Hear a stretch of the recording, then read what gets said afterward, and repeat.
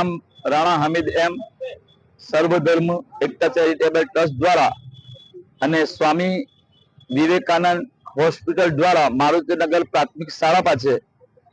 અહીંયા ઘણા સમયથી અમે સમાજ સેવાના કાર્યો કરીએ છીએ, જ્યાં મેડિકલ ચેકઅપ, આંખોની તપાસ, ઘૂંટણ કમર હાર્ડની ચેકઅપ, ત્યારબાદ હરસ મસા તમામ જે બીમારીઓ માટે સેવા આપીએ છીએ અને આયુષ્માન કાર્ડ દ્વારા તમામ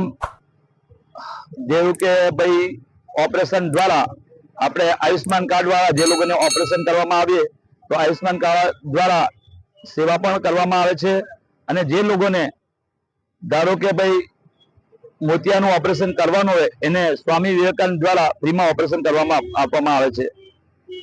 અહીંયા કેટલા વખતથી તમે આયોજન કરો છો અને શું મેસેજ આપવા માંગો છો? હું ઘણા સમયથી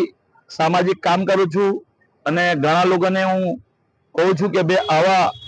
જ્યારે સામાજિક પ્રોગ્રામ થાય ત્યાં તમે બી ખુદ ભાગ લો કે હાલાતના મુતાબિક આજે મોંઘવારીનો સામનો કરવો પડે છે,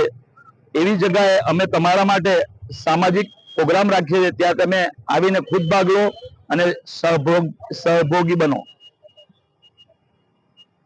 નામ રોનક ભટ્ટ છે,